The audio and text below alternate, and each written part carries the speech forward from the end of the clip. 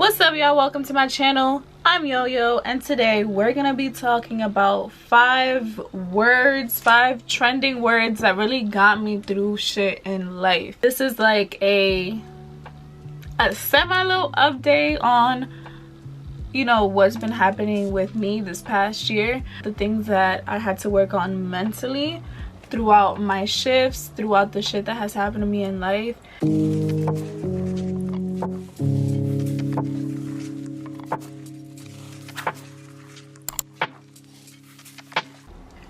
Why is it so hot?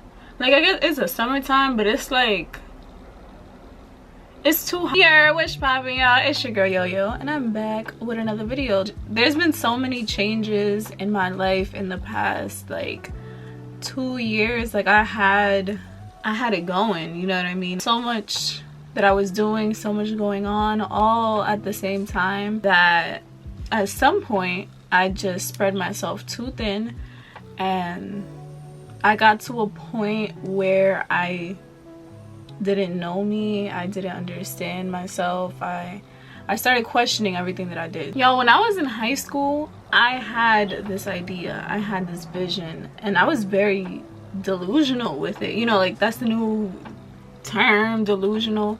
But I was very delusional with myself, with my path, where I was gonna go, what I was gonna do. I decided I was gonna go to Philly, and the way I just envisioned everything was, I'm gonna go live in a dorm my first year. By my second year, I'm gonna live with a roommate. A junior or senior year, I'm gonna have my own crib. And then once I graduate college at the age of 22, 23, then I'm gonna settle down, have babies, whatever. That was my goal. That's how I visualized myself, and everything except the baby part happened just like that.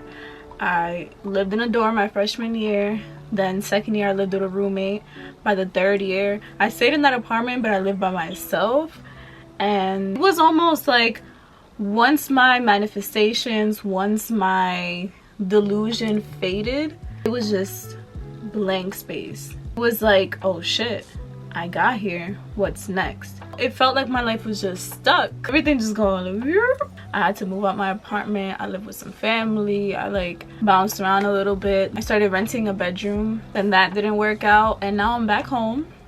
I'm back in New York. It feels like I'm back to square one. I'm back to zero. There was so many things keeping me away from coming back home. But if I really think about it, there's so many opportunities here in New York that I just couldn't find in Philly. Philly was a vibe. Lit. I lived it up, okay? I lived that shit up. But back home, it feels like there's something here that I need to get to. There's something here for me. Someone I'm gonna meet. It's something. I feel like something's gonna happen here that I wasn't able to pop off somewhere else. I've always been a very impatient person. It has to be done right now. Why isn't this happening? Why haven't I gotten the job yet? This is not our timeline. We tend to think it is, but there's billions of people on this earth. Everyone's on their own time, but we don't have our own time. Shit is happening for everyone. We're all connected in some way. The more you try to push at it, the more it's gonna push back. I had to learn that this is not my time, and I have to be patient. The very first thing that has kept me grounded, that has kept me sane, that has kept me away from thinking, oh, the world's over. And I have thought that sometimes. I have thought like, oh, my life is over, like I'm never gonna amount to shit, like I'm never gonna make it out, like I'm never gonna be who I want to be. I don't even know who I want to be. But the number one thing that really pushed me through that is patience.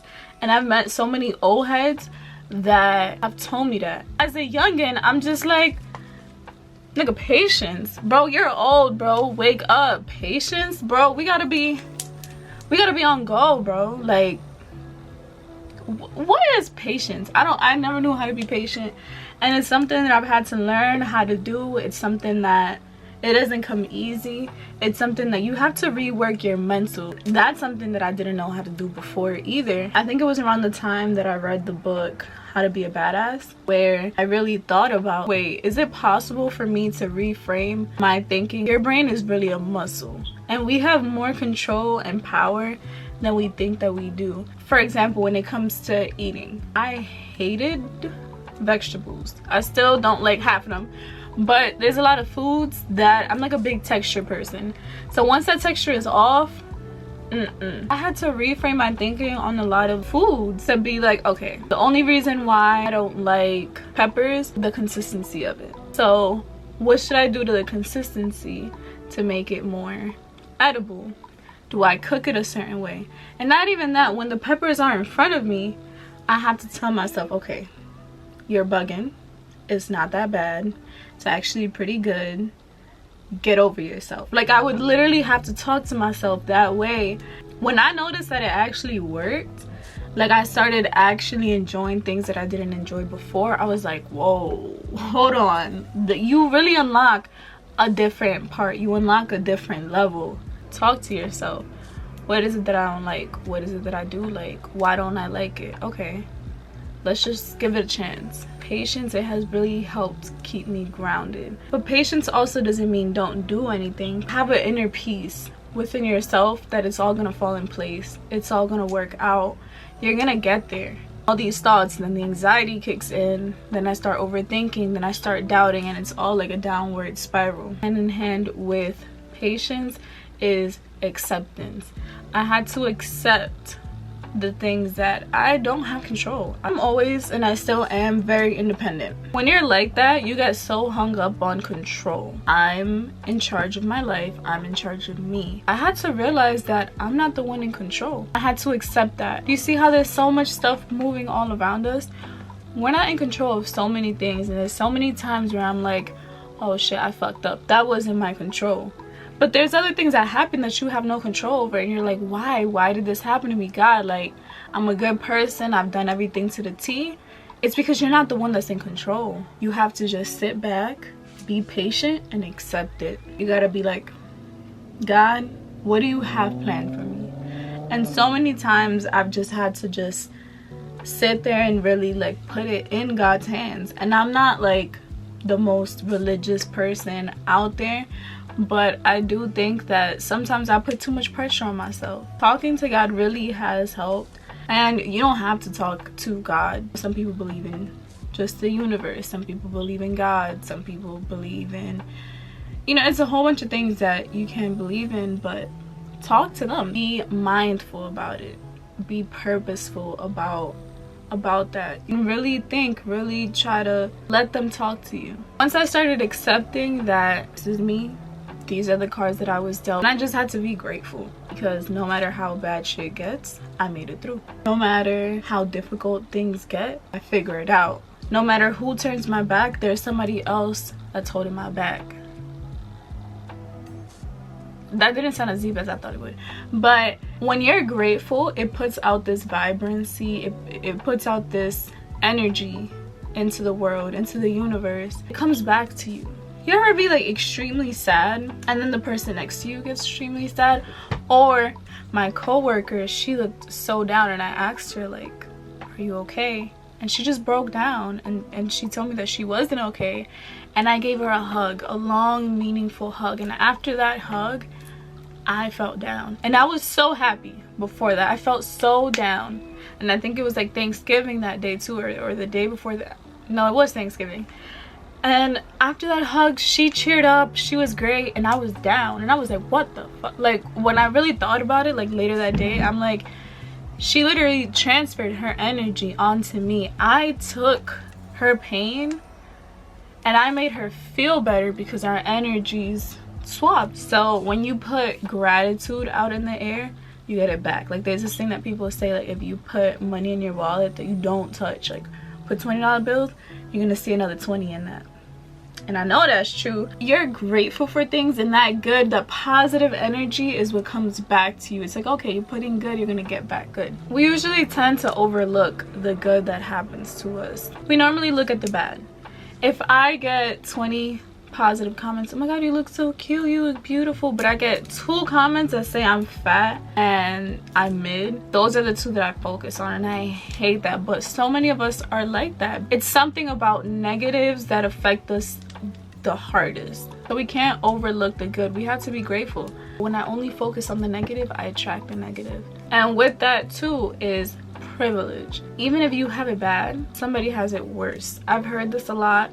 so much, but it's true. That doesn't mean your pain and your struggle is less than theirs. It's supposed to be a reminder that it could be worse. Some people have money but they don't have love, right? Not meant to make you feel better than them. It's meant to ground you. I have to be grateful. Again goes that grateful word. I have to be grateful for what I do have, because there's some people that don't even have that. I was flying one day. I was in the airplane headed back to New York. I had to change my flight last minute, so I got the last row. Never in my life had I never sat in the back of the back. I sat in the back, but the last row. I didn't feel humiliated, but it was it was like, bro, of course I'm in the back. My life is shit. Like, I'm in the worst place I've ever been in my life. Like, this is another representation of that. I'm in the back. When I looked out the window looking at the clouds, like, we're above the clouds, and I'm thinking that I just came from the Dominican Republic, where people fantasize, dream every day. They try to think of, how can I get to the United States? It consumes them. They see that we have money and we have sneakers and whatever. We are living better than they are. And one day we touch more than they touch in a week. When I was above the clouds, at the lowest point of my life, I was like, this is privilege. And we take that shit for granted so much. But I have family back home who are older than me, twice my age, that have never set foot in an airplane. That's privilege, and that's what I'm grateful for. That's why I'm grateful. Because no matter how bad I have it, I have to be grateful for what I do have. And I have to try to change what I don't. And if I want something, I have to work for it even harder. But I still have to appreciate the good that's in my life. If you don't appreciate that, that's, again, negative energy. Bring in the positive energy. Feed that in. Feed positivity. Be delusional. Going back to when I was in high school, the biggest thing that I was delusional. But was I really delusional? Because I did everything I wanted to. Was it easy? No. It was hard as shit. I struggled the whole time. But somehow I did it. I don't know if it's manifestation. I don't know. But I was definitely 100% delusional. But I did it. I spoke it into the air. My vibes, that's light work. I did it. I got it. You need to be purposeful and stop thinking that you can't do something. If you want something, you can get it. There's people that became billionaires at 60 years old, and there's people that became billionaires at 20.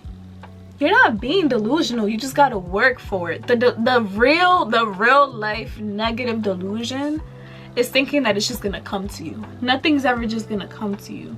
You have to work for it. You have to work hard. Like, if you see, like, Kim Kardashian, and I'm just naming her because a lot of us know her, right? Yeah, she came from a money with wealth.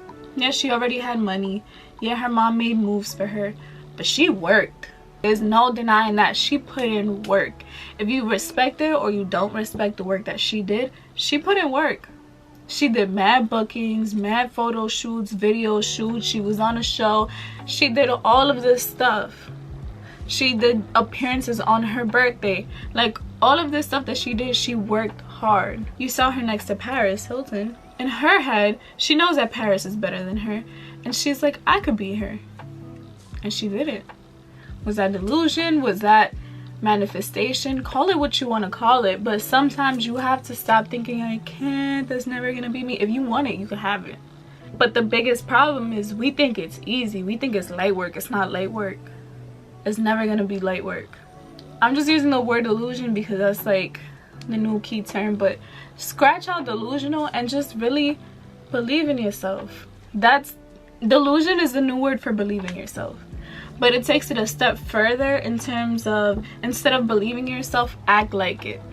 If I want to be a YouTuber with 1 million subscribers, I'm gonna act like a YouTuber with 1 million subscribers, and people are gonna look at me like, oh, she's crazy. But I'm attracting that energy. I'm manifesting. I'm visualizing it, and all of that energy, all of the YouTubeness is gonna come to me. If I'm thinking money, money, money, and I'm like, you know what, I'm meant to be rich, I'm gonna hang out with the rich. I'm gonna go to the rich spots, meet rich people, network with rich people. I'm gonna be in rich places.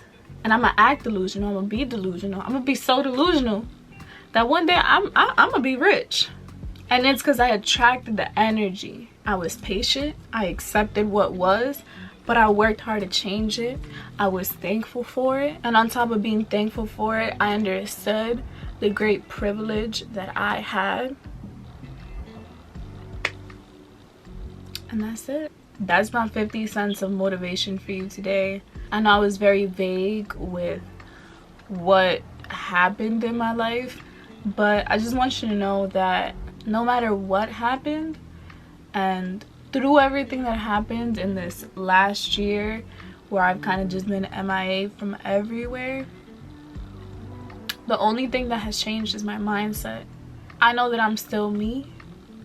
I'm gonna always be me, but I'm gonna always be better. I'm not the same person that I was a year ago. I'm believing in myself more. So yeah, I hope you guys enjoyed this video. Please give it a thumbs up and subscribe. Turn on the post notification bell so that you're actually notified, you know, when I post a video. Because if you don't hit the bell, then you're never gonna know that I posted one, okay? So yeah, thank you guys so much for watching. I'm gonna catch you guys in the next time. Peace.